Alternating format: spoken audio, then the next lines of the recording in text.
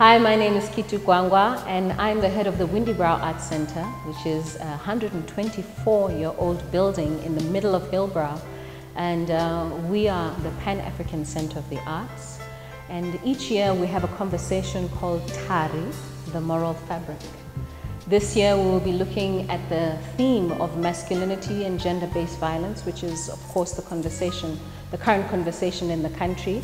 And we are looking through two artistic works, one which is Text Me When You Arrive, which was directed by Sne Mgay, and a poem by Retabile Mudibedi called Hubulukehile Kai Hoba Mosadi. We're speaking with a panel of very interesting people led by moderator Azanya Mwendani. So we're looking forward to this conversation, and thank you for tuning in.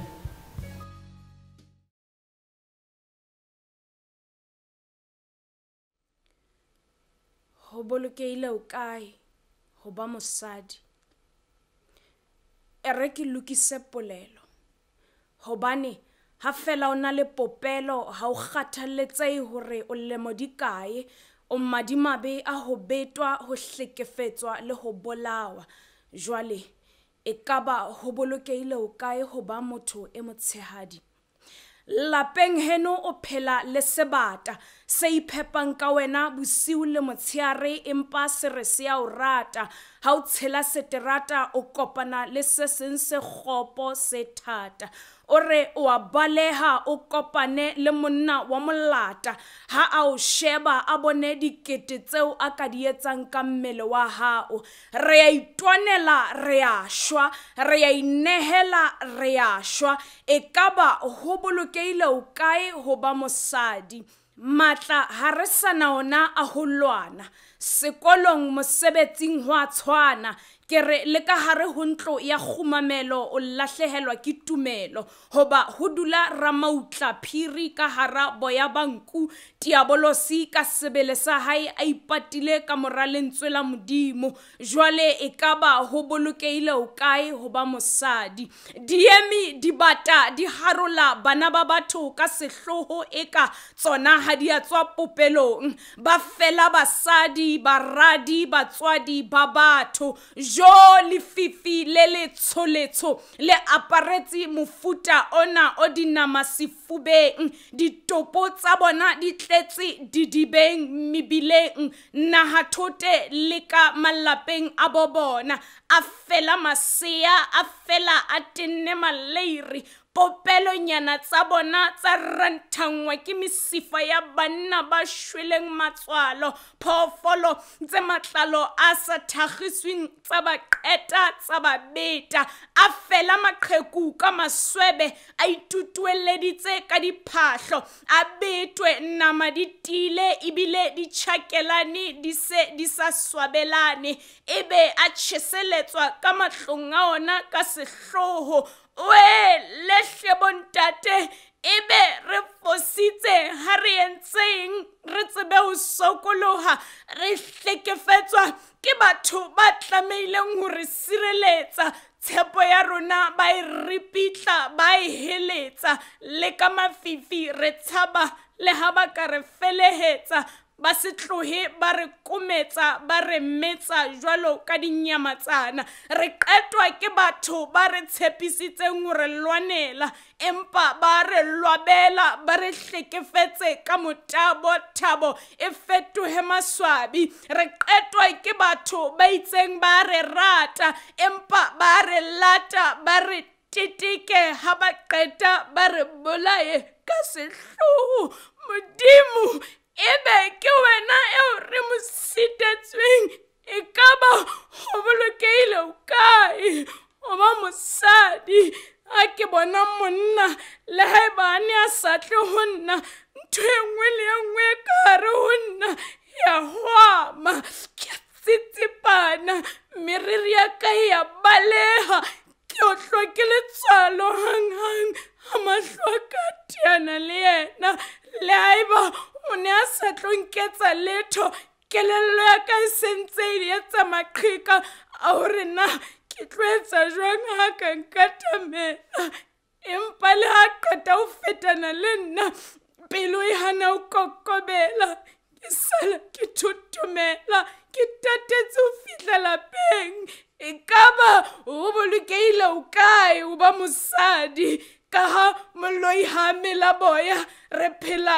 ka matswalo ha re sa tshepa batho ba batona kaofela ha bona ke ka re nonyana tsa siba le le leng ho sa kgathaletsehe hore na ke ntatao kapa malomao mohlankana kapa moenao motswalle kapa moahisane wa hao re ba beha sekaleng se le seng kaofela ha bona ba re tsebe hore na ya tlang ka maikemisetso a matle re tla mmona ka eng ha o le mosadi madimabe o phela ka tshabo tlhekefetso ya motabo bosiu robala o tonne ihlo le leng ana ke tsela e nepahetseng ya ho phela yona eo a ke lebe le bophelo hlomohi lebe le mohau re thabela ho phela le rona empa eseng ka dillo re utlwile re se dipokola lehleng re ikokobetsa re hlabile ka mangwele fatshe marumo fatshe re tlile ka kgotso bontate hobane ha ona moo o bolokeileng teng o ba mosadi.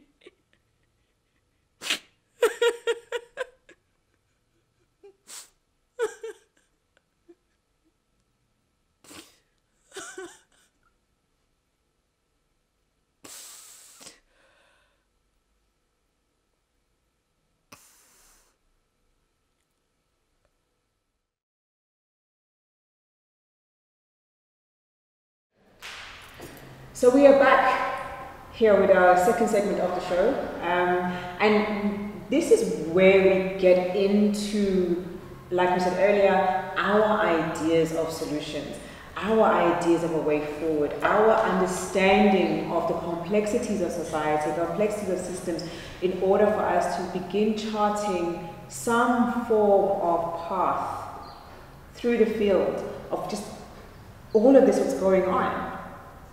This is where we're going to take this conversation, and we're essentially reframing masculinity in a sense of, what do we tell our children?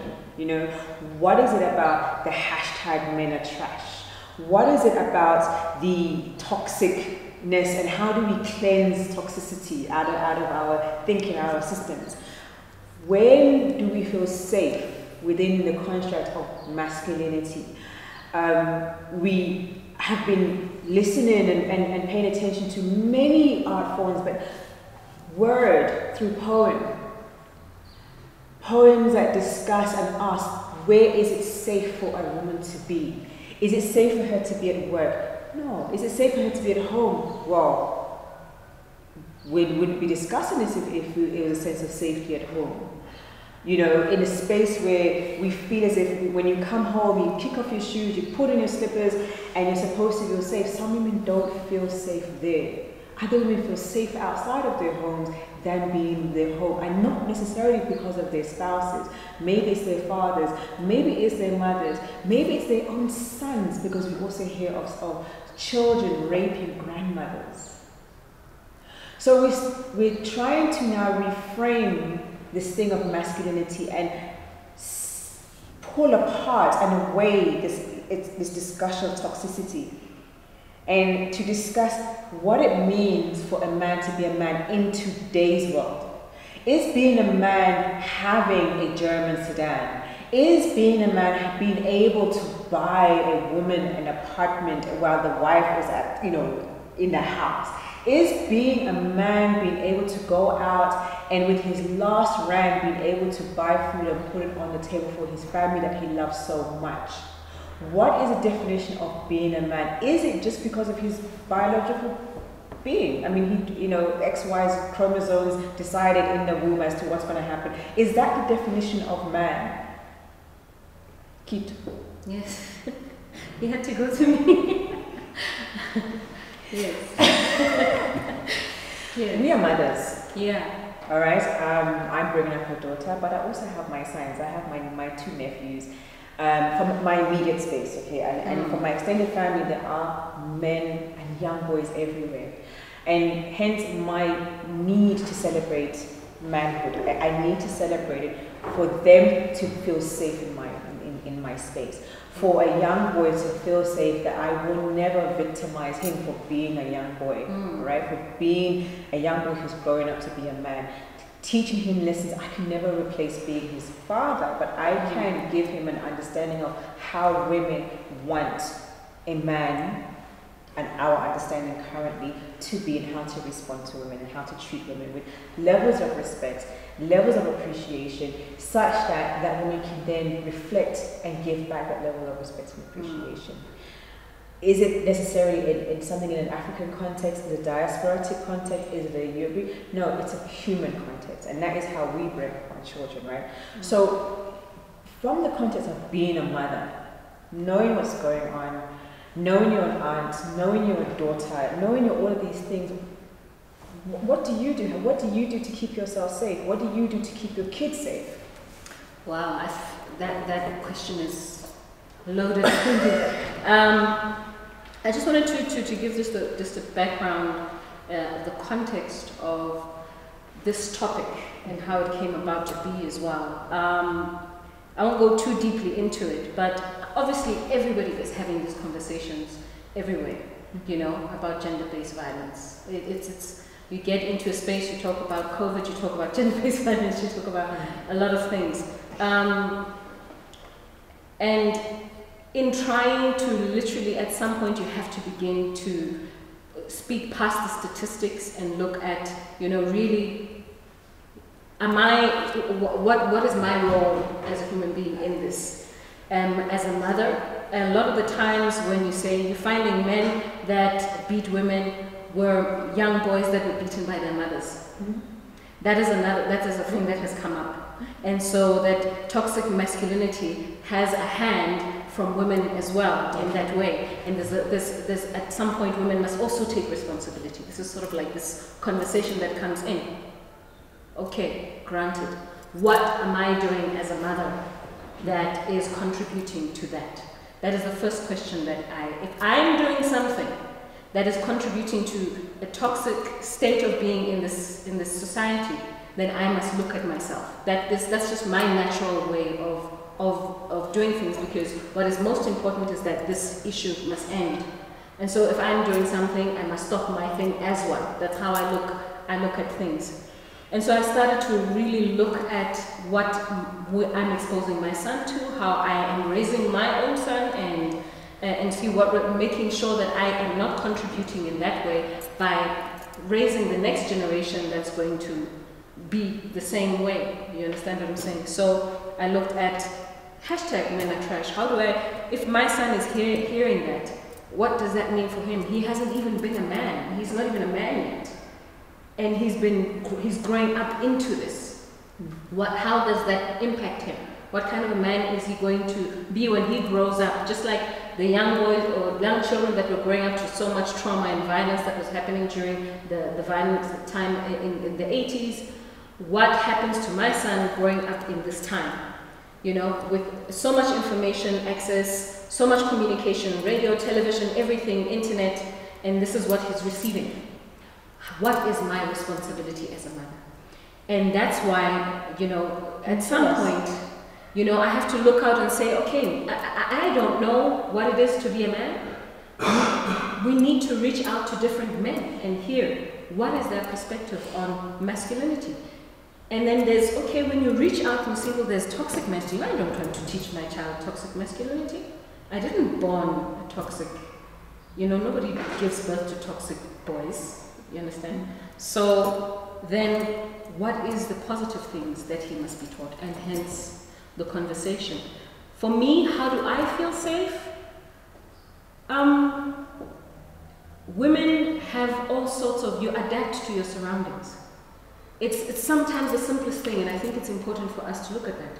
I would literally, sometimes I step out of the shop. Before I step out, I need to make sure I know where my keys are. I can't be rummaging and looking for my keys, you know. I can't be having my handbag on the outside as I step into the car. I have to step into the car with my handbag on the inside of the car. I have to throw my bag in the you know, either in the boot or whatever, but I must beware, I must scout. This has now become instinct. This is like how I navigate my space. Moving through the streets is very different from how a man navigates his space. So there's different things that you have to adapt into the immediate physical space of your safety.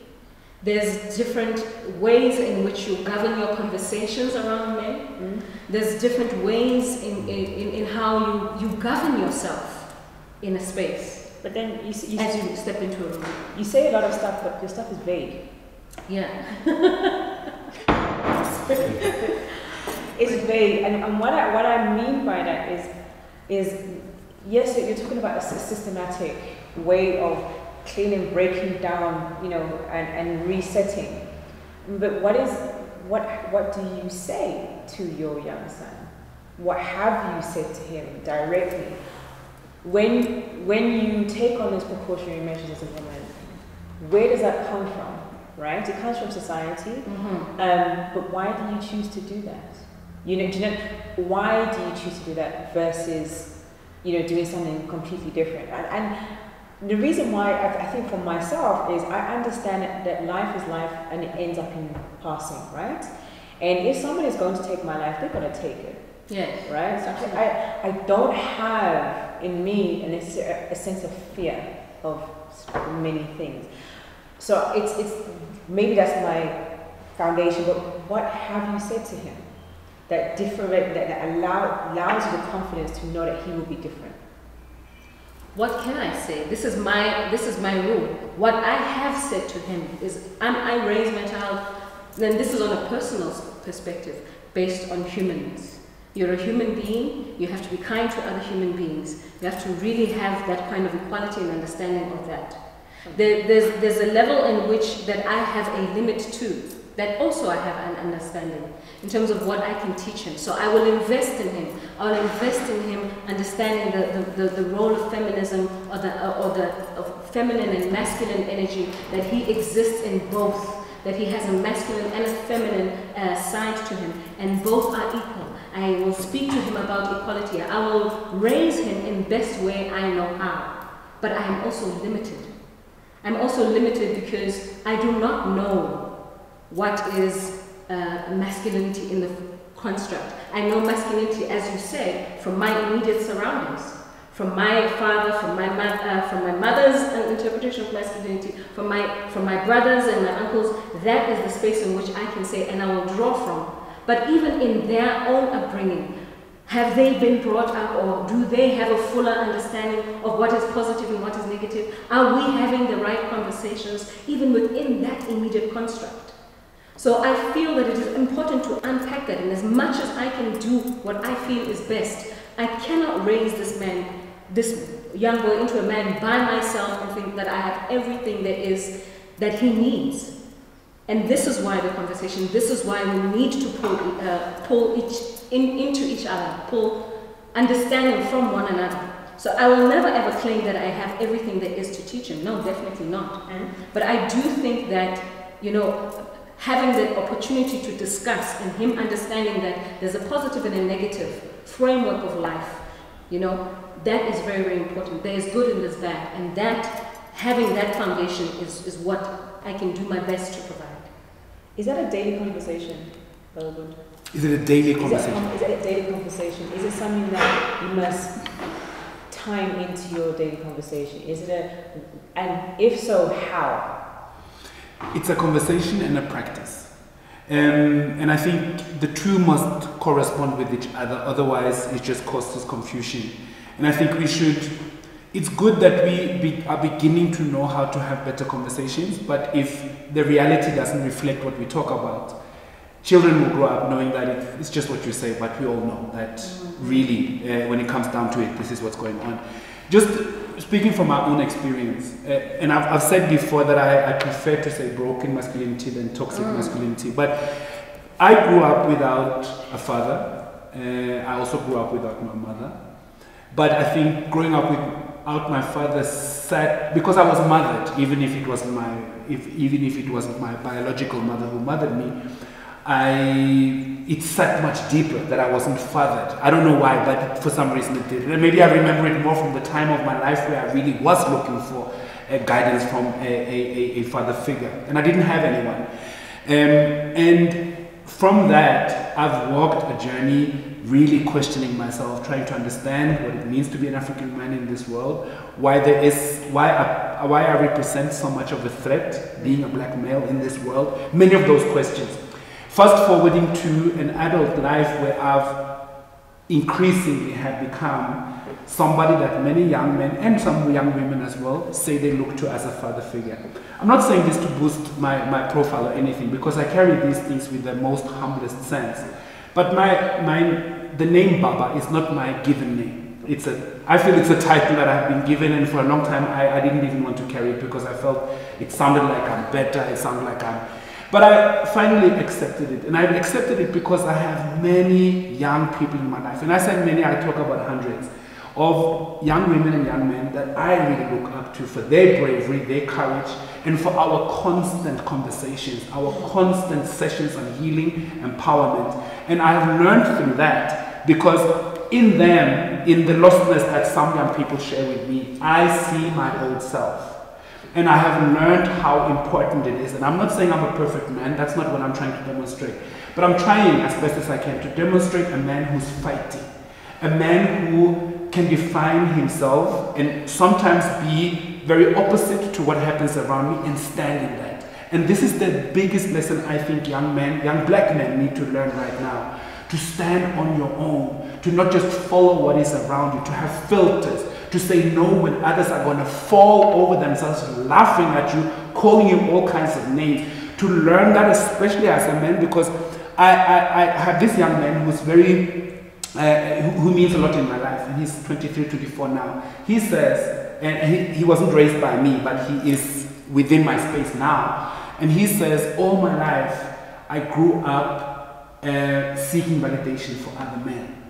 And what that means is that he grew up with his father, but he wasn't necessarily so close to him emotionally and family-wise. They grew up in the same household, but he never really felt that connection that he wanted from a father figure. So he has gone out through sport, through music, through poetry, everything. He has kind of looked for somebody that he can say, you know what, that's an element I want to align myself with. And what that means is that we need, especially those of us who are older, we need to hold ourselves very accountable. Young men look at us. Young men, so when for instance, let's say we have a situation and Siskito is in the room and somebody speaks disrespectful to her. When I don't say anything and I pretend that I didn't see it, young men see that and they learn that if that happens, I should not speak up. But when I do, they learn that, oh, you can actually say that. And the other man can say, are you such a way? How can you defend? She was wrong. And I stand in my space. I stand in my truth. So my point is to say this. We need to teach young men to stand in their truth, have good values, and understand that they might be laughed at, they might be gunned down for it, they might be called all kinds of names, and it doesn't really matter in the bigger picture. It doesn't. So I have a friend of mine who was trying to explain that in his group of friends, they're really strong with each other and they're tight. And if one person wants to beat up their wife, they all call them out. And I said, why does it take for that woman to be beaten for you to call the man out? Right? Yeah, but the rumors, you can't say anything because you don't know, and then your friend's gonna not be your friend anymore. And I said, here's my challenge. Even if it's a rumor, your network of friends, and this goes for women too, should be strong enough to be embarrassed by the fact that there is a whiff of a rumor that you did something wrong. Because that smoke without fire is exactly the same ideal where I'm coming, where I sit. That even if there is a rumor, there's no rumor without something in there. So there should be a space, like you said, where a young man or older man or woman should be able to be called out or to call out. It can never be a situation where I'm scared. You see someone getting beat up on the streets, you walk past because you're scared that something's going to happen, you're going to get involved. It then becomes a system of choices, right? Something I'm very passionate about is choice and how that choice becomes activated.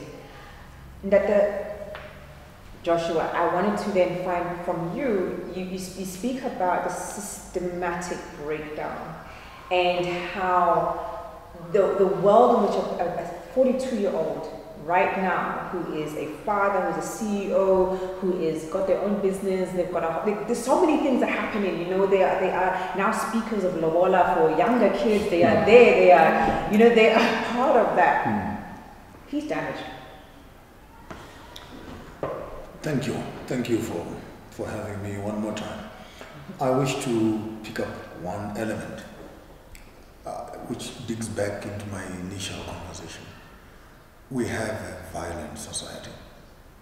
And for every 2 or 3 women that are dying, let's remember there are 8 to 12 men that are dying in terms of our death statistics, literally so. So for every GBV you're talking about, you need to multiply it almost by 6 or by 8. So that, and you'll find that on the 8 men that are dying, maybe 2 or 3 of the women are involved again in some of those extrapolations. So it comes back to relationships, right at the bottom of that. And how, as a society, are men dealing with men? And later on, how are men dealing with women? And vis-a-vis also how are women dealing with men? And now it's trend being used, and now it comes out as statistics. I thought I'll start from there, so that we can speak as much as we can, and truthfully so. Because what is happening to women, I don't condone. We condemn it with the strongest words possible. But are we saying one woman who is dead is far much less than the 7 men that have died? And this is happening simultaneously. So I want us to put context to violence at a national level, so that our interest, we must notice that again, if a man can abuse another man, and he can abuse a woman. Okay, when you abuse a man, you are measuring your strength. When you abuse a woman, you end up in jail. So how many men are being abused in the backdrop that the man cannot walk up the police and say, no, but you go on the other side, immediately touch a woman, and going to end up in jail. So again, you do 2 steps backwards. You'll find that this pot of violence is simmering at the back of this conversation. And until we can come back here, right here, where I know it might sound uncomfortable, but we're going to be doing lots of cosmetic changes on the top side. Now hear me well, on the solution side, because I would want us to move into that direction. We can't talk about problems until the cows come home. The colonial system builds a church, okay? And next to a church, or in the churchyard, you put a school. All right? A few kilometers to the left or to the right, you put a police station. And next to the police station, you put a prison. Then 10 kilometers away, you put a bank. So you're setting up a system here, so that the school, that's where you harvest the young minds and dump them into the school. And if it is a church school, then even better. Every 20, 40 minutes or an hour, or twice a week, a day, or 3 times a day, they must walk back again and kneel down in front of Hail Mary, Mother of Jesus, please have mercy on us, go back to study again, come back again, Hail Mary, etc. It might look like a religious putting order and discipline, but the amount of damage that is causing on the mind of the young people, that's what you must understand. So here is the school, and here is the church. And anyone who defaults from these 2 institutions might end up at the police station. If the police station cannot deal with you immediately, you might end up in prison. The banking story is a cosmetic issue. Now you talk about solutions. Society is built firstly by business. Now there's the societal engineering. So you take notes. This is where you're going to be plugging in your programs for the next conversation, if we're going to be looking for solutions. So let's look at the first structure, which is business. So I'm taking that whole thing and I'm turning it upside down from the bank.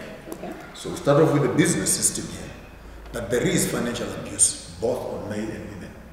And immediately you talk abuse, tell me how many times 1 out of 10 does money pop into the conversation, and financial power and financial masculinity, feminine financial masculinity comes into conversation. So the whole thing of material, I spend all my life trying to validate my life with my brothers. It is Amachita, what is up these days? No, somebody's here, my painting draw. Share my GTI.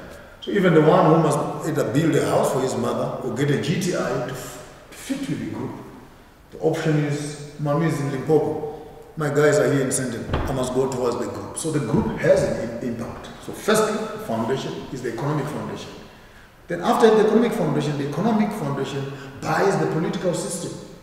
That's where you're right now struggling with state capture, where simply the man with money can buy a politician. Politician for me in politics is prostitution of the highest order. Depends who can afford it. So when you have money, then you can buy politicians. There is lots of societal abuse that is happening in the name of politics. And there is no way you can be having a parliament in Cape Town, the wife is in Johannesburg, and you fly to visit her once a week, and etc. And you don't expect this one to have Mashisa Kopa, wherever he is. You can organize a budget for the whole department to fly to Europe, but the wife's not included. You can go with your PA, you can go with 3, 4, 5, 6 other people. And this, you walk up in all our government offices, all these pictures of men. Ramaphosa is there, Vice President, it's a man that is there, and all the women that are there, they're strong women, looking at everybody. You never see a picture of the family. You never see Honorable Ramaphosa in a government building. There is his wife, there are his children. We can have the picture which now begins to filter into the educational institution for the children to say, that is the ideal. You were saying that there are no role models. Who was saying that? Who was mentioning something about the role models? Yeah, but sorry to cut you, but I think what we have to find a way of in terms of solutions is there are politics, hierarchy in terms of politics, hierarchy in terms of money. So how do we then take that ideal and feed that within the... I took a look at it. Yeah, let me cut it short. Yeah. Let me cut it short, then I can get. So you have politics, economics, politics. From politics, you have jurisdiction. After jurisdiction, you have propaganda and education. Those are the 4 pillars of the society. Right. Solutions, therefore, we need to be meticulous in our working. What sort of business and economic solutions do we need? So that women empowerment is not equated to financial empowerment, less moral empowerment and ethical empowerment. It must be balanced. Or else we're going to produce another group of equally toxic masculinity as well as toxic femininity on the other side. So the economic base must be worked on, and it must be worked on a lateral base, both for male and female. Okay. Number 1. Number 2, we need a political conversation. And the political conversation speaks of the quality of education and policies that we implement into the society. For we are the drivers of the society ourselves. Yeah. We cannot be sitting around discussing Section 14C, out of order, my comrades, and yet people are smoking nyaope on the streets and etc. And you have nothing to say. You can toy for a weave from clicks. You can't toy for real issues at JSE and real issues of societal breakdown. So we need economic interventions, we need political interventions. From political interventions, escalate it, because politicians appoint jurisdiction. Within jurisdiction, women also need to have their needs addressed in that platform. Are women allowed access to land? The whole issues of lobola and the whole issues of societal structures, constitutional constructs, which actually have to determine the value of the woman, the value of the man within a society. Those are entrenched in the constitution. And until you can walk to the constitution and say every South African, male or female, they are entitled to 1, 2, 3, 4, 5. It's good to say in Parliament, come back on the traditional tables and of all cultural stuff, women are left on the sideline, men are... So we need actually a voice from the community of business into the world of politics to inform the judicial system and do lots of correction there. What we call marriage certificates right now are exit clauses from relationships. Those whole marriage certificates, which I've done for 33 years, they never tell you how to kiss your wife and how to buy flowers for your wife. The marriage certificate says, in sickness, in health, in what, till death do us part. So if a woman dies with her husband, what's the problem? When the vow she took is that they must die together. So you find that even this whole entire legislative framework of building homes is not founded on, this is what you're going to do to build your home. This is what you're going to bring up your children. This is what you're going to do to protect your estate. Sure. These for me are critical. And lastly, the propaganda, which speaks to education. Yeah. So if we can have a 4-layer intervention from the media space and propaganda and education to the jurisdictive framework, to the political framework, to the economic framework. I think if we can turn these 4 spheres towards the society, we can actually begin to see viable. That speaks to the education, the books that our kids are learning, the entertainment our kids are watching, the gospel our pastors are preaching, and it can be able to filter itself right down to the lives of the common people. So right now, people are out there probably saying, but that's a very sterile, programmatic, you know, it's systematic, and it makes perfect sense in an academic world, right? Now, there was a discussion earlier on of going to the streets, right? And we have seen revolutions, they take place on the streets. Is this a situation that needs a street-based revolution? Is it there are marches, I get it, but is it a situation where we have to start burning down something? You know, we oppose violence in any form, and yes, burning down structures, defacing buildings, you know, those kind of activities. But I think that there needs to be something that allows us to exert the energy so we can start to really get to the systematic approach. Because for me, that does work, because it means people are involved, and they are involved systematically in an instructive way. It becomes an instructive way, because you can't do number 2 if you haven't done number 4 or number 3. You can't pull it apart. It's a project management tool. So from I mean, I can see you itching to say something, and I also want Usne to also say, participate in that, because he brought up the issue of we have to go to the streets, something has to burn, something has to happen where something is let go. But I needed to respond to that nicely. Yeah. From my military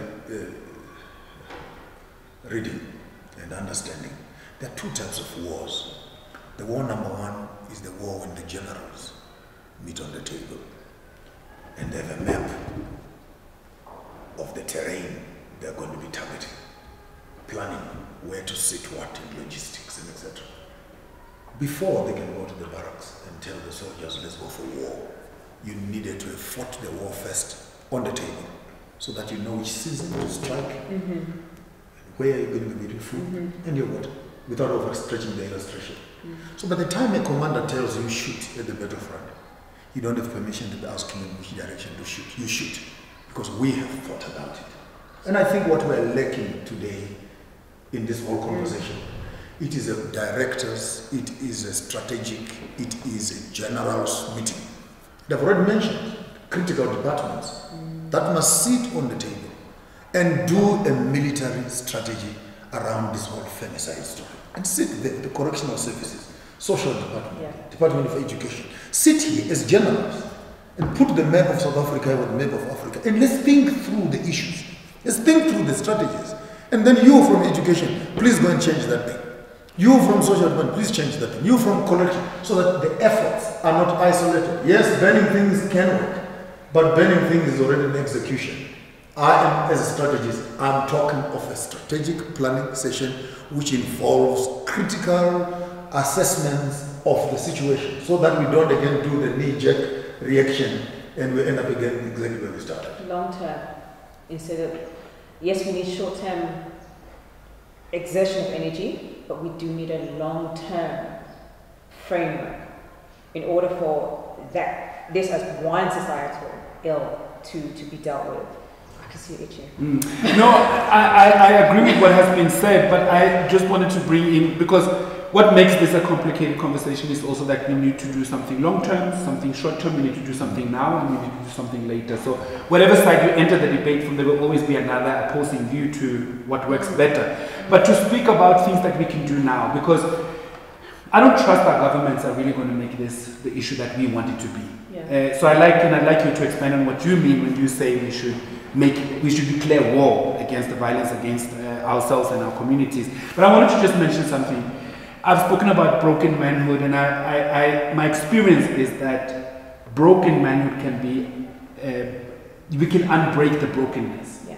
And what that means is, I'll just give an example. So we have, within Shabaka, Men of Africa, we have a intervention called Men on the Mountain. And it's only a day, but what we call it is you have one day to grow up.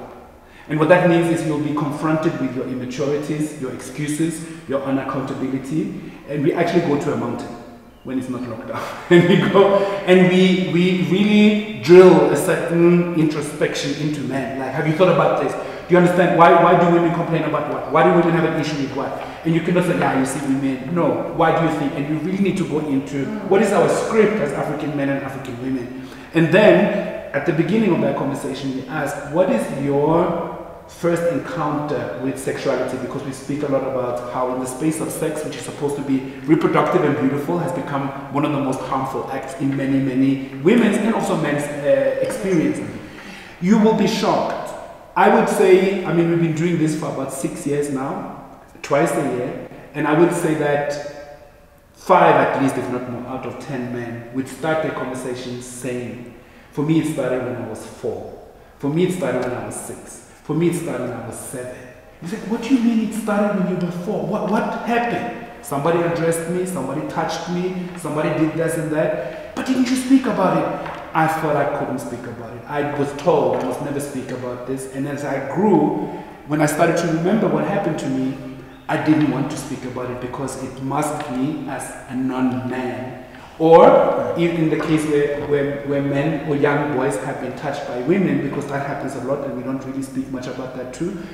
It's a story that is kind of scripted cool because then you have access, and that's what men should have, is access to women. If a woman, even before you could even understand what was happening to you, actually had access to this incredibly interesting thing called sex, you should tell the story as if it's cool. And that's what a lot of men have done. So my point to say this is we also need, because violence breeds violence. And violence that has not been processed, never been announced, what that also creates is men who, when, for instance, we saw a video of a sister who talked about where can I be safe? Some men will actually, because they've never dealt with their layer of pain, look at us and she's blaming all men. That's what you took from the story, that she's blaming all men. Couldn't you hear she's crying? Couldn't you hear her pain? Because my pain has not even been touched.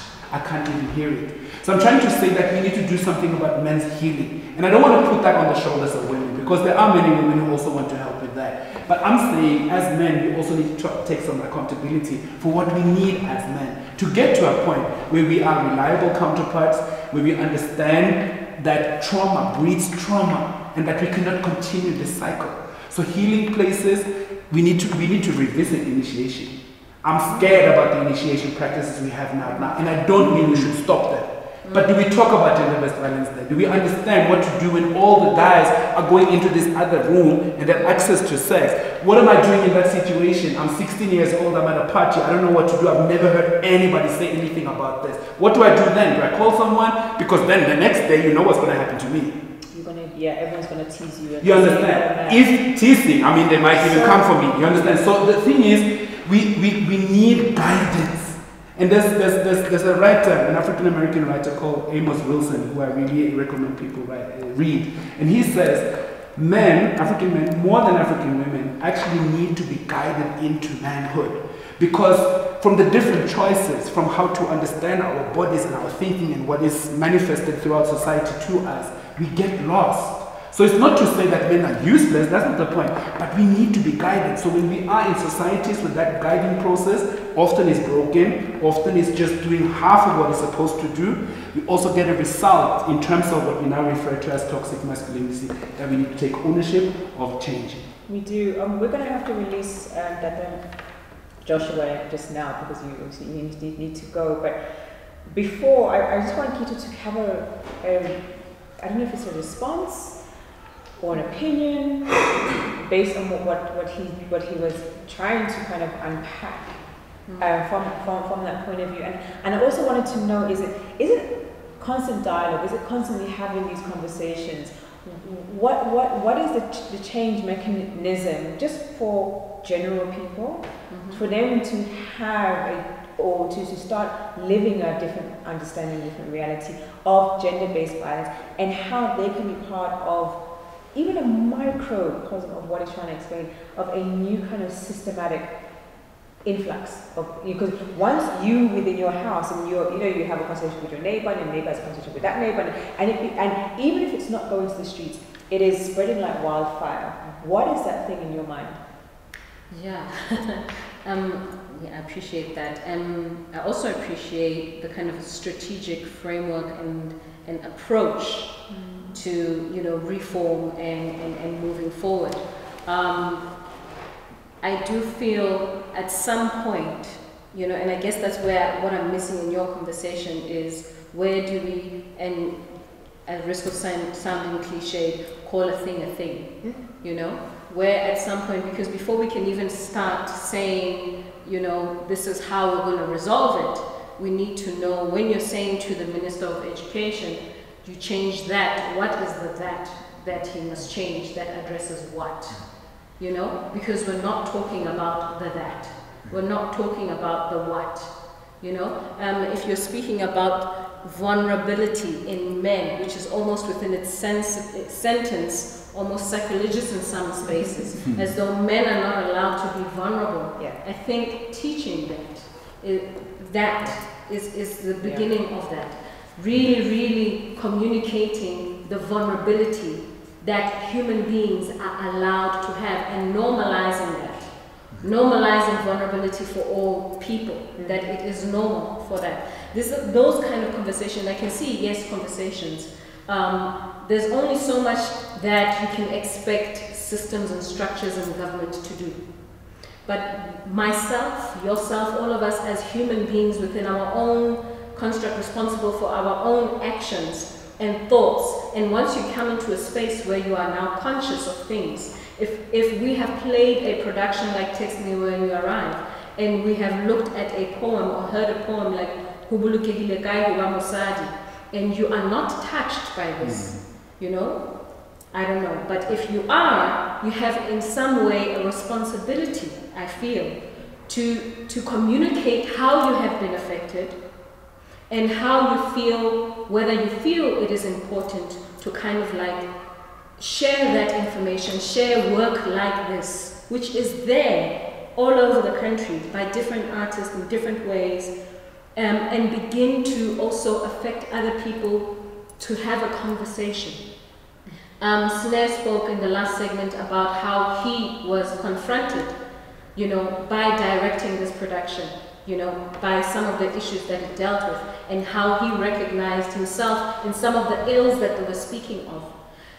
This is the conversation we need to have. It is on that level where I can say, I'm going to take that production, I'm going to take that poem to my brother and begin to have that conversation.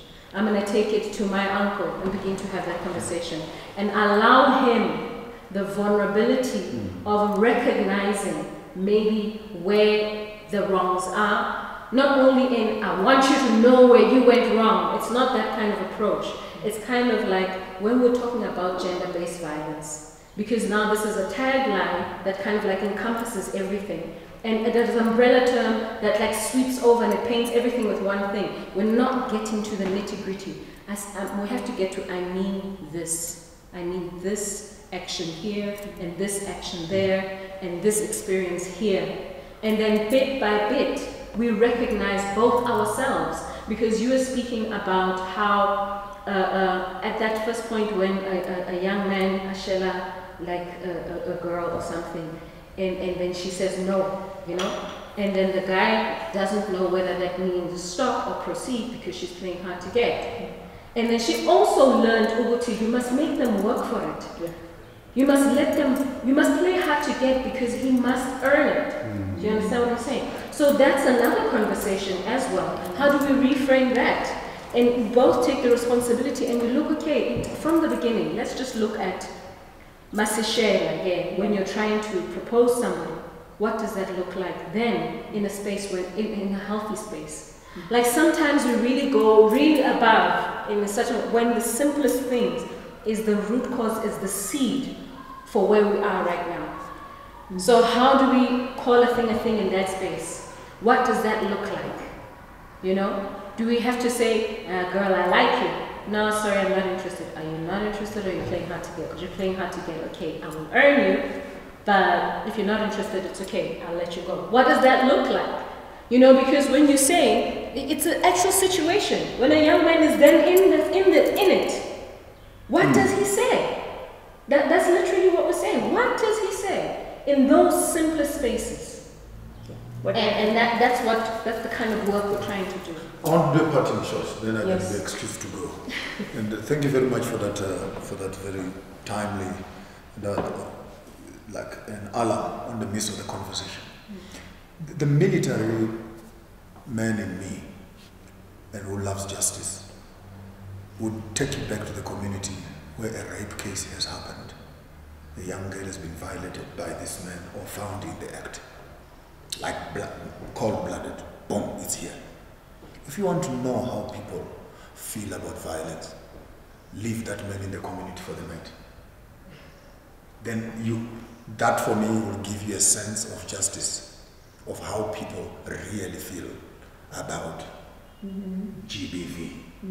But what blocks the community from executing their anger and their disdain of what has happened? Jurisdiction and police. The system. Mr. Naika is coming. Please don't take the law in your own hands. We have it in our hands.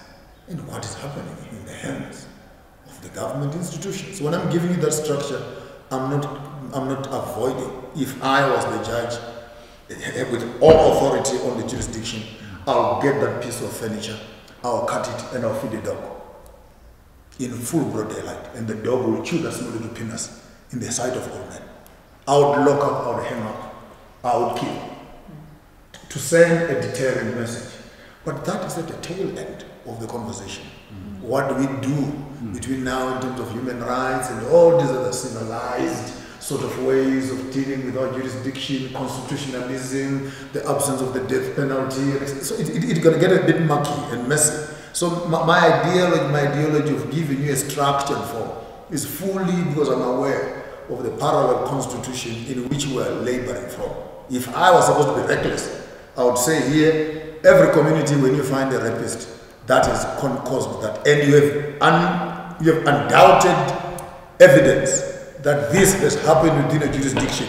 Do what is right, and tell me how many graveyards you're going to end up having. But how do we get to the point? How do we prevent that rapist? What do we have to invest in that boy for them to not become a man that is raping and facing now the community justice? I'll throw some warm water on your face without no intention of harming you. You call the young boy Papa, and you call your boyfriend Babe. No wonder your son will be drinking plastic milk, and a whole grown-up man beard can be breastfeeding in the night. What are we saying? You'd rather be breastfeeding a whole grown-up man than breastfeed a young little boy and give him plastic milk. I would stretch that. So here's the boy who grows up in the third room with a plastic bottle on his mouth. And here's a grown-up man who sleeps every night with his mouth on his wife's breast. What type of a character and quality of a boy will cry himself to sleep in a crib while his father is breastfeeding his milk in the other room? 15, 20 years later, that boy wakes up and claps his mother. And you say, we don't know what is happening. We don't know what society is. So I'm saying the whole process of men are dogs, no problem. Can you just show me the source where these dogs are being born from? Men are trash, no problem. Can you show me which house has collected this trash? So someone's hands who took this thing and put it in the dustbin, now that's trash. If someone's dog who gave birth to a dog, now the dog is barking on the streets, men are dogs. We need an objective way of looking at this so that all of us, male and female, parents, illegitimate relationships, kids don't want to be told when to sleep and when not to sleep and how to marry and how not to marry. Watch out for this, watch out for this. By the time, boom, the children come, dump the child with the nanny, run up and pursue your career, and go get her. The small little kid grows up with a nanny who infuse things that your kids go through in the hands of nannies. You don't want to know. It's a subject for another day. The amount of sex orgies and stuff that those small little kids remain in the hands of nannies. And you want to walk back and have in a sophisticated conversation 18, 20 years later. What has gone wrong with my boy? The boy never knew you. The boy does not know his father. He only sees him for 20 minutes coming from work. How do we fix the society? For me, that is a holistic approach. Yeah. I don't know. That won't sit well Yeah, no, it doesn't. to a certain level, it gives you where I'm coming from. So in your view and my view, opposite as they are, they should give us both a strong masculine and a strong feminine side. There should be a middle ground somewhere. I feel like your approach is very generalized and not seeking to actually bring both parties to the table towards finding a way to resolve. Like it's almost like, you know, you want to this is not a space for a blame game. That's not what we're trying to do. We're trying to say what are the values that we have and what we are instilling going forward. So, yeah. I don't know. I don't know. That's kind of like the way that I'm. Let's warm up towards each other. The community and the society does not accept rape. If the community is left to deal with GBV by themselves, criminals will be exterminated when they leave the door. That's my societal understanding. Unfortunately, the religious, political, and jurisdiction protect the criminals more than they protect the victims, which is given. I feel like that's at the end of it. That's end of it. You're speaking about when we are talking about justice within a community. Once a bad thing has happened. I'm speaking about how do we invest in the community so that we do not have people that come out of the community being rapists. Then you didn't go back into the first episode when I was presenting and saying how do we build a community. Maybe that would be a good parting shot. How do we build a community? Are we building European communities in an African setting? Are we building Western? We are beyond that. We're already mixed. We're already mixed. We're all here. We all have so many things. All of us culminated to here right now. And which society is given preeminence over the African mind? I think what it comes down to, because I know you need to go, and I really need to. I know this young man is wanting to say something, but for me it becomes an issue of commitment, right? From a religious perspective, you have those of the Islam faith who at a specific time of day, should I say, they commit themselves to praising their Savior, right? You have people in a business environment whereby they know at 9 o'clock in the morning, I'm just going to sit down and I'm going to do my to-do list. That's my ritual. It's a ritual that you go through. And what I'm starting to start appreciating is that actually I don't have a commitment in my daily action. I don't have a ritual that sits me down with my daughter. I have a ritual at night where, not every single night, but we have give thanks. What are you thankful for? We have that because it helps her understand that this is material. Are you really thankful for this, or are you thankful for the ability to have this? Two completely different things, but it comes down to this item. So what I am starting to realize that it's a daily commitment to oneself, to have to then, as your child is getting ready for school, maybe it's a countdown. Maybe it's something that is daily instilled, because once it becomes it's a practice, which then becomes a habit, which then becomes a way of life. Then they walk out of that house with a commitment that you have instilled in yourself, and a commitment that you have instilled in some form of, I don't know what it would be. So when you're starting your programs, is it a prayer that you start with? Is it a mantra? Is it okay, if I have one thing, you don't walk into my house with shoes on, take off your shoes. It's a daily practice. Why? Because your shoes come in with levels of dirt. This is not a COVID thing. This is a way of, I'm trying to preserve the fact I've got a carpet. I don't want to mess up the carpet. So maybe it's a material way, but it comes down to a commitment of self. What is my daily in myself? What do I say to me that stops me from doing something different? Now, everyone says, have these mantras, write them on the mirror. I am strong, I am great, I am all these wonderful things, but I'm not saying I will not abuse a man. I haven't said that. I will teach my child how to honor her body. No one has that. No, and I don't want anyone to say, no, but if you do, my word, can you please spread that to you? Can we do WhatsApp messages with our groups and have a daily something that goes out? Can we please have that? Because that becomes a mindset change through habit and form. But I know you need to leave. Yes. Thank you very much. We'll hope to hook up again. We can continuously skinning this animal until we have come to the bottom of it. But I appreciate you all. So now, Baba Maponga has left. He's had to leave. I think we left on a very good note. He brought into the conversation systematic change, which is very, very critical for long-term growth and long-term gain.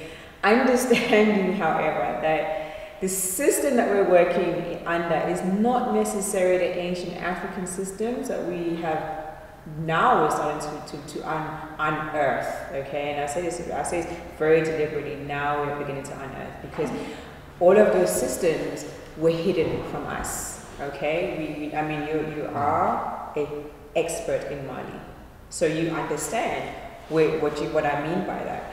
And so, but now we have to get into personal solutions, and I raise for me, I have to make a daily commitment, as if it is a prayer or a mantra or just like I'm making tea in the morning for myself. What is that daily thing that I am going to instill in my daughter? And what is that thing I'm going to send to my nephew via WhatsApp every single day for him to realize and to read? And it's not a chain something. I don't know what it is, but there has to be a daily commitment. Like we have daily prayers. We have a daily to-do list. We have we commit to meetings and we commit to so many external things, but our own personal development and growth is something that we don't, So I am probably old enough to be a mother. So and I don't mean it in a disrespectful way. I know, because where I'm getting to is, how do I, as a mother, give you the tools on a daily basis for you to not have felt uncomfortable in directing that show? What should I have done differently? And I don't want to direct it to your mother, because she's not here to defend herself. Yes. I want you to tell me what you could have done differently to raise you as a young man, in order for you to not have been uncomfortable because you already understood those issues. Thank you, Sister Azan. I would also love to go back and initiate. Yes, of course you can. The conversation. I would love to go back to about what does it mean to be a man. Yeah. Topic. For me personally, even if my partner must be a man, this is my man, and hey, careful, I'm not a man, I'm a boy. I'm not sure about the transition from being a boy to a man in Japan. I've never had a conversation about my pants. I've never had a conversation. No, my mom, as easy to yes, but out of the picture, the transition, the line, the ritual, none are equal. So, good thing in a daughter. Even if no one couldn't, but that is nice. This is nice. That Namzo Yenza, even daughter, and so funda, but still, there's that thing missing about planning and parts about daughter. Yes, if I have to go to intervene, but still, I'm questions about name. We are friends about intervening. Mama, we are still with. I think we found out. There's nothing exactly. So yeah, mentally that thing that the transition now hence I'm afraid to be called a man or like I'm a boy. Yeah, until I'm use against the mentally. Yeah, that's interesting. Going back to our solutions. Yeah.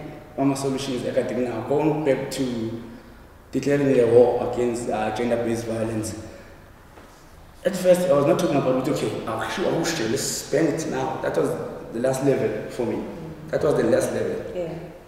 Level number one was let's all target kindergarten, a creche, foundation phase. Let's change the stories that you are telling to our kids. I don't know the kid, but hey, our young siblings. Let's change it. Let's change it. As change the way we told lezo. As bafundisi mthetho lasi mhlabeni.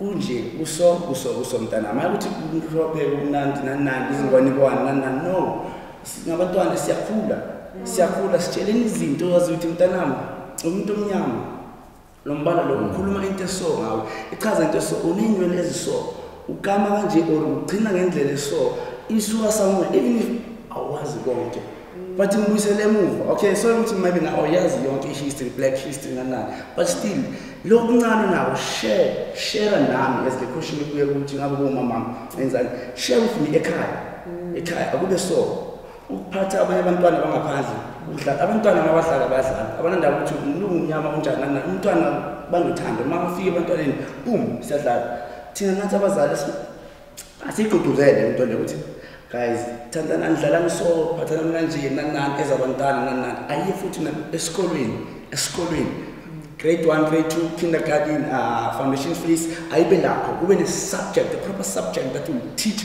abantwana about ukuthi thandana so bambanani kanje yenzani so umfana untombazana yini and kube nama-rewards ifana sports kube nama-medals ukuthi iklasi lakabani igroup eso yenza into ethize bame-assembly bashayele wabo labantwana abanothando wabo labantwana abanani nawe ubheke ukuthi nami ngiyafuna ukuba nothando nani even if noma alusekho ekhaya asikisi ukuthi ekhaya kwenzakaleni but uyayithola somewhere umntwana ukhuliswa umphakathi sonke siyazi ukuthi umntwana akusuke ekhaya kuphela umzali ubazali bakho bonke that's why usukela kudala usaba umphethe ugwayi ubona lo baba lo lapho ngibonile yoba inkinga i-community izokwazi abazali bami bazowazi and izobhekana nama-consequences so ayibuyele lapho even ngendlela ezinhle ukuthi nayindlela abantwana sinani nazi story singabantu abamnyama and sizithande and sizibone ubuhle and mtshelele ukuthi wena umuhle before zokhula thola ezinye izinto already sekayazi I think ukuthi ngahamba isichange and ekade ayisho ubishop makathi bonke laba ababona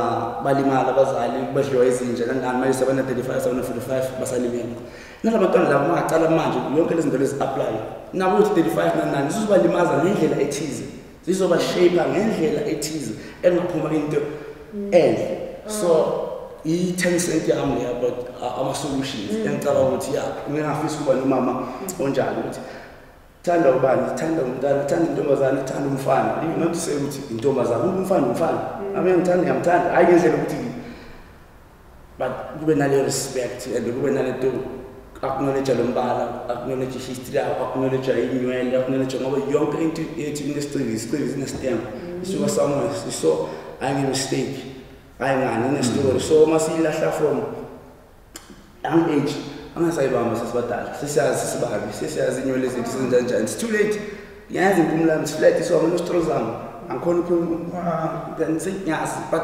masasemncane mahle ngazi lento kade niyenza la Wendy Brown fundisa how to draw udol umuntu omnyama that was beautiful for me because of not impumlami libencane in ama lips too much so lezi zinto masizazi sisakhula sisabantwana sikhule nazo umuntu ezosiphazamisa okay mina mntu abadala ningaba nehoye but sinothando lethu nathi sibe nezinto okay singa-eda kanjani singayitshintsha kanjani i-culture njengama-culture changers angakuyiqala ngokukhuluma ngayo singayitshintsha nathi but iyoqala kuphi kini then i-foundation nayo le regardless ukuthi mina ngilimele kanjani in wena ufuna ukulungisa kanjani so ukuthi ulimele and nathi somewhere I feel like uma ngangifaka leyo journey leyo ngizokushila ngesinye isikhathi ngizokushila ngilanga ngizoba khona la fit enough to say baba bheka la sorry asingene la then now uzothi wow before mhlawumbe uNkulunkulu akuthemba akuthatha before akukhumbula nawe uzothi umnandi kumzali bona umntana akakhulabele into leyo uyifisa into enhle izoba so lezi zinto lezo ziqala nalapho kithi singakhula sithi then silungisele generation le salungisele nalezayo ithu as in Usne has just summarized beautifully. This is why it's important for younger kids. When they say abantwana, but you're not a baby. For the younger generation to be part of this conversation, because we could have left it up there with a very academic approach. And I don't know if the audience have noticed, but he has, even on his body today, he's written future, which means that that we have, if more and more younger generation members are thinking like you, and I think a lot are thinking like you, because all they have is up until that moment. All I have is up until today in terms of my experience. I can, you know, what you call experience of older than me. You only have the innocence, which is all you have. Yes. And sometimes your innocence is taken away and is disrupted, and hence maybe your worldview would have been different. But you, in that trying to figure it out before it becomes destructive, you are wanting to. You are still asking the questions: why did no one tell me? Why did no one protect me? Why was I told I'm not allowed to speak up? Why this? Why that? I wish somebody would have done that. And that's where your response is coming up to say, I needed somebody to tell me that to become a man, this is at the point at which I turn left to become a man. And so the daily conversations and the daily interaction with the young, so we have to remind ourselves of that young black child to say, God, what lessons do I, because I have a lot of those. No, say to yourself, okay, wait, what would you say to your 5-year-old self? Say it every day to that 5-year-old, 10-year-old person. But I think, Baba, I just wanted to get from you, I mean, you run programs. When do you realize there's a turning point in an understanding or an appreciation? I mean, what is that common thing that happens in your experience of the youngins that are, or even an adult? What is that thing that does this? For me, it starts when you realize that part of what you struggle with accepting in yourself may not be something you need to fully own. Meaning that part of the pain and the confusion and not feeling happy about yourself, the way you look, the way your body and your hair and your nose and everything is actually something that was designed for you to feel. And when you realize that, oh, this is not just about me feeling insecure and not liking myself, it's actually something that was kind of planned for me to become. And I can actually make a different choice. I can actually start to appreciate, start to relearn, start to understand that I don't have to excuse being African. I can actually embrace and love it, especially when I look at my history and when I look at my ancient cultures. And from there, a new journey can begin. And I think that goes for both men and women. So now we come to what do we do on an immediate basis. And I'm so happy that the concept of family came up. And just to explain, because I don't like to just talk about concepts taken out of books and places, but from my own experience, I shared a little bit earlier how I grew up without my own parents and struggled to find my way and navigate and understand. But I was able, for some reason, to be reminded of going through a deep journey of self-introspection. I cross-examined myself, like especially from the late teenage into 20. I had the deepest conversation. I learned to write. I learned to be honest with myself. I learned to push myself beyond the point where I was like, no, I don't really want to talk about that. No, talk about it. Like it was another voice telling me, say it, write it. Yo, it's so brutal. It's so, I don't even know if I want to own this, but it is part of my journey. It's part of what I've experienced. And doing that, then also wanting to share that with others, because my experience was that I could actually reach at least a certain experience of liberation in accepting myself, in understanding that I'm not on this planet trying to be like everyone else. And there will be certain things I cannot do, and that's okay. Somebody's doing it better, and it doesn't mean I need to use that as my identity of being less. I can just appreciate that you are more in that particular capacity than I have something else. And I was never taught that. So I had to learn it, and then this urge to continue to teach that to a younger generation.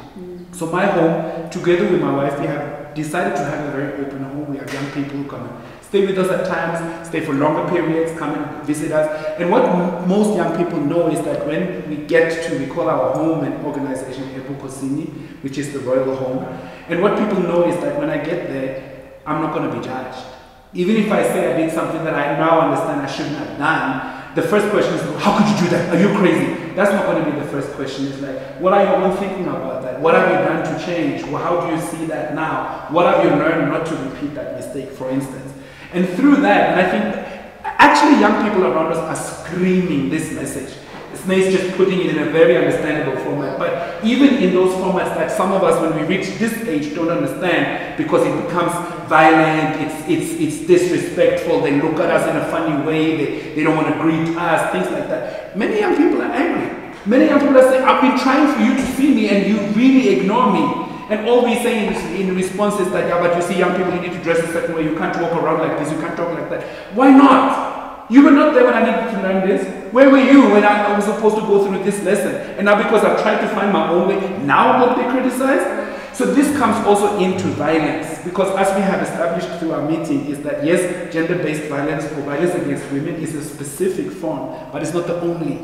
And it ties into other forms of violence. So for an African child to grow up and think, I am ugly, it's a violation. Because what you learn in that moment is that I'm a castaway, I'm disposable, I'm not really supposed to be. If my complexion was lighter, if I was just slightly different, I would have more value, because remember we were once scripted as commodities, owned by other people, and that memory sits with us.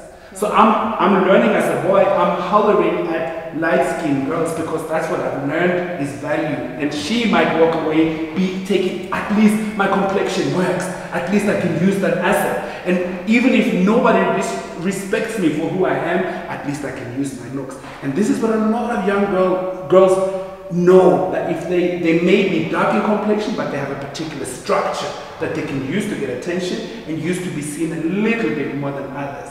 We need to get away from this, and we can only do that if we as adults can have gone through, because we can't just talk what we haven't practiced. So you need to go through the healing processes and then invite people in and say, you might find your own way, but this is what I found. This is what I went through. Yeah, but how did you deal with 1, 2, 3? Let me share with you. We need to talk, not out of books, not just nice headlines, but say, this is what I struggled with, this is what I didn't know what to do, and this is how I found a solution. So I mean, this comes down to like you said, someone said earlier on, an abuser has been abused, right? A violator has been violated.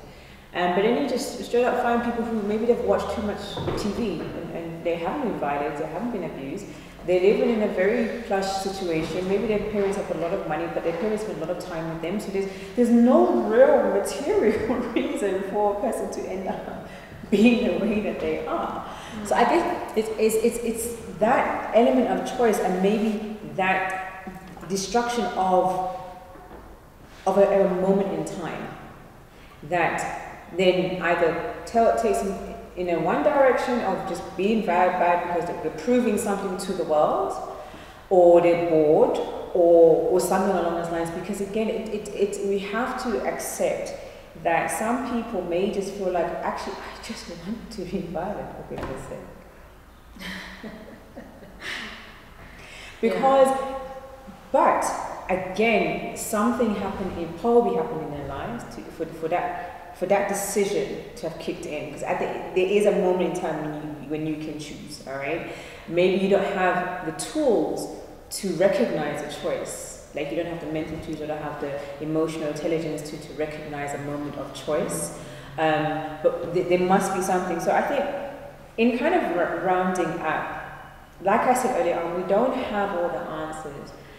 But I want people to walk away from this discussion thinking, oh, it wasn't just another conversation of views and favors and such things. So it really does come down to, yes, there's elements of strategy, yes, there's elements of daily mantras, but again, I don't think the conversation should ever stop in that context. Yes, we should use art as a form of communication, but again, it is for those who are in a rural context and they don't have the ability to access that level of art. You know, how do we help people through and give them tools to exert a certain level of energy, because it's pent up. Violence, abuse, for a person to be able to do this and then the glass falls, some form of inertia kicked in, all right? And we don't know what the mental state is. What kind of tools can we give our audience to say, we don't have the answers, but maybe try this? Do you have any? Again, we don't have the answers, but I do feel that, you know, for us to be where we are right now, there was a study of human beings, you know. Most ancient of us, the Koi, the sand people, let me just start there, because they were the first beings, right, as it is known. first people to then study human beings, you know, to study this creature that is a human being. If you just leave it to itself, can be quite a destructive, you know, being. So you need to have things and systems in place to kind of try and maneuver and manage this human being. And that's where that was the beginning of some of these constructed rituals and such and things that were put in place.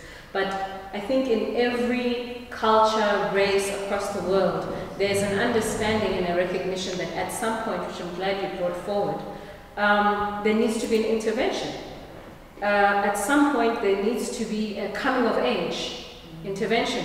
You have bar mitzvahs, you have all sorts of things across all races. We don't have these, and we don't. Well, we do. We do, but we just don't bring them. We just don't bring them back. Yeah, that's the thing. That's the thing that we need to say. This is the conversation of how do we reform that, bring it back, and see what was the original intention of things like going to the mountain, of things like libul. You know, right now how it exists, we don't even know like what's going on. Men go up to the mountain, they are circumcised, they come back and they are rude. That's what we have. That's what we have. You know, they're violent, they're entitled, they can speak to their mothers. What happened in that space? Was that how it was originally intended? I don't think so. I think that there was value that was imparted in that space. Now we want to throw away the entire system. That is a mistake. You can't, that for me feels like throwing the water out with the baby.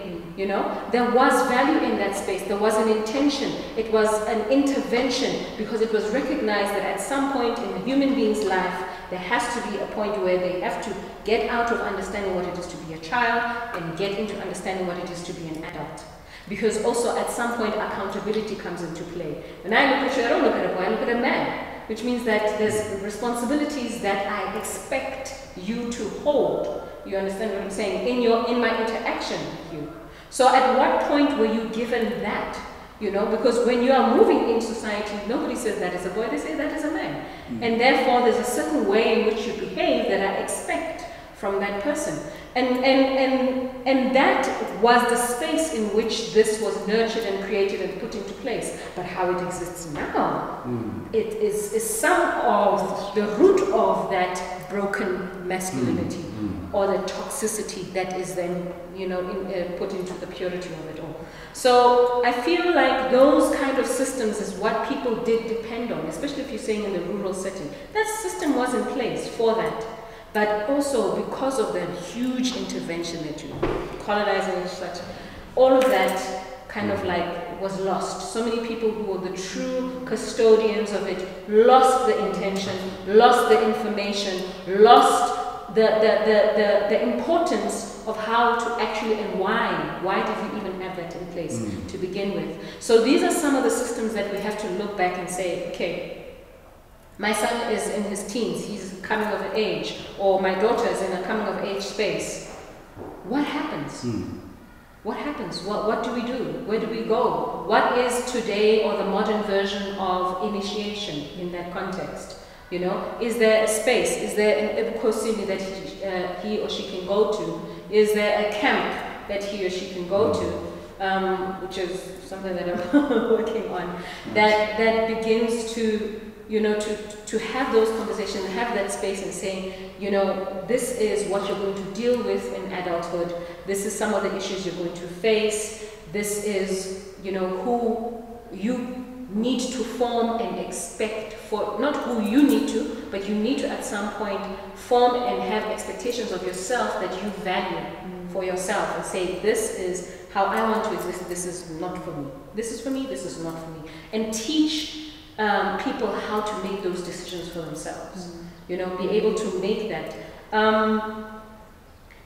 If I do nothing else but help my son value and honor and recognize his emotions and his feelings and be able to voice that and have comfort in doing that in a healthy way, in constructive way, I feel that is the beginning of some of the things that we can put in place if, say, we don't have a mountain or a camp or a whatever for us to go to. And I think there's some of the things that people can begin to think of in both men and women, young children, for them to honor and value their emotions. If I'm in a space where I'm feeling uncomfortable, to be able to have the strength to say, this is not for me. Step out and be able to say, I was in a situation that made me uncomfortable. That is a conversation, that is my daily routine with everybody. How do you feel? What did you do today? How did that make you feel? You know, just them getting used to speaking about how they feel in each moment, you know, and being able to find the words. Because sometimes you're like, oh, I felt funny. Sometimes they'll say, I had a strange day, I don't know how to talk about it. Sometimes you don't have to say what it is, just tell me how you felt. You know? And that's what I know right now. Create a safe space. Yeah. Babund, we're going to do closing comments, but I want you in your mind to reframe masculinity. Okay.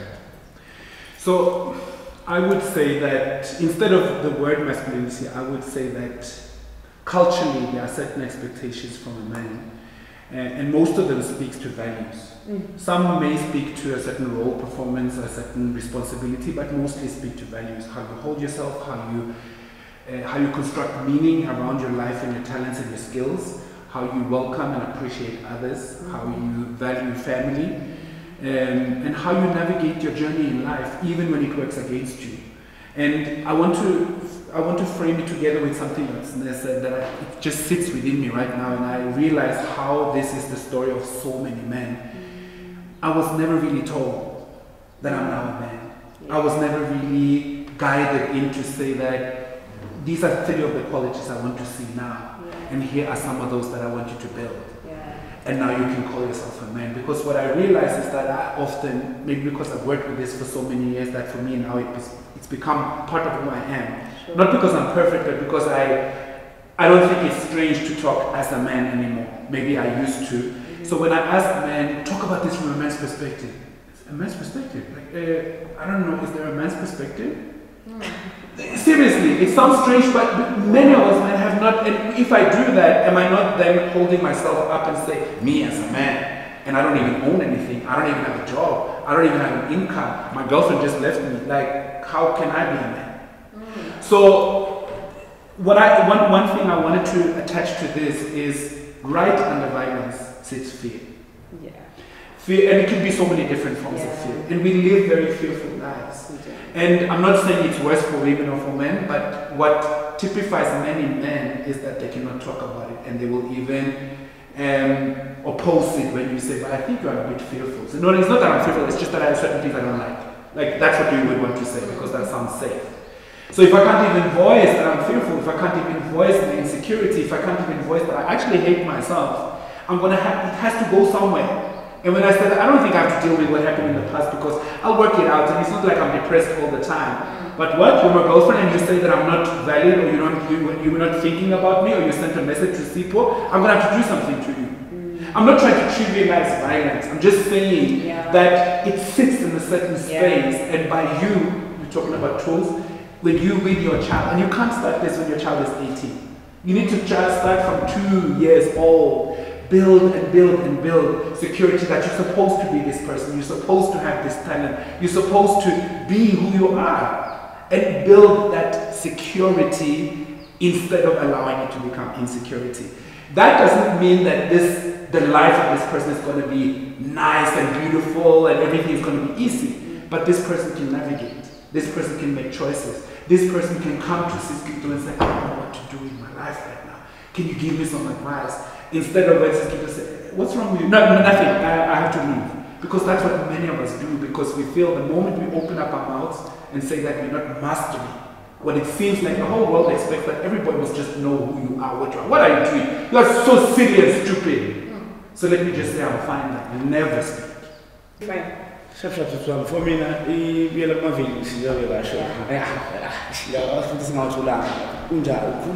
wenzani uthandani uhlonipha kanjani njengoba uyachaza ukuthi ubalkhama kanjani abantu ekhaya lakho ukuwe nje nawe angazi but kumele kube into angazi ngabe kanjani I don't have terms for it now but ngiyafeel kumele kube into ngazi ngithi root but into ezokukhulisa ezokuvula open up to everything, open up to funda into entsha, open up to khona Those are more questions. And then what type of break down, not challenging is sharp. Miller will take to see Anjan. Be mirror anyway. We take them, okay, I think Louis said that. Sharp, nice one. Yes, now. Yeah. I don't know if I'm making sense. No, you're making perfect sense. Reframe. Reframe. It's like you're asking me to define what is Ubuntu and give us a curriculum. That's what it feels like. I think it's an ongoing phase. I think reframing masculinity is humanity, because even me, I have a masculine side to me. And so the importance is in putting it in the frame of humanity. And let's start there. Yeah. I'm not even going to say anything, because I think she took the words right out of my mouth. I'm going to say thank you so much to this conversation. It's not the end of it. Definitely, I mean, when I'm driving home, I'm going to be on the phone to my people and just discussing my day and how it went. And I'm going to make different choices when it comes to my children. My daughter, my nephews, my nieces, you know, everyone around me, my friends, my colleagues. I'm going to make different conversational choices. So I am part of the solution. I will voice my vulnerabilities. I will voice my gratitude. I will pay attention and listen to younger generations, because you have an amazing set of answers that actually we in our adultness we forgot. And why? Because we're not part of remembering being a young child. And so for me to reframe masculinity is, yes, listen to humanness and reframe it in the context that femininity also exists. Tap into both sides. We are human spirits, that chromosome somewhere, and some people may argue against me and say it was a spiritual intervention in the womb, but XY chromosomes really was the basis of dividing whether you're a man or a woman. That should then, the trajectory should be about what did those cells want to put together. It want to put together a human who comes into this world for a human experience to contribute positively to society. And gender-based violence is not okay. It is not okay. Gender-based violence, men against women, women against men, men against men, women against women, gender-based violence is not okay. And that's the biggest message. Choose differently, understand the world differently, and participate. Don't sit there in a Facebook group and arguing about something. Get involved in the solution. Reframe masculinity. Thank you so much to Wendy Brow. Thank you so much to Thari. Thank you so much for this year, and I hope that next year's conversation will be as enlightening, but it will not stop. Thank you.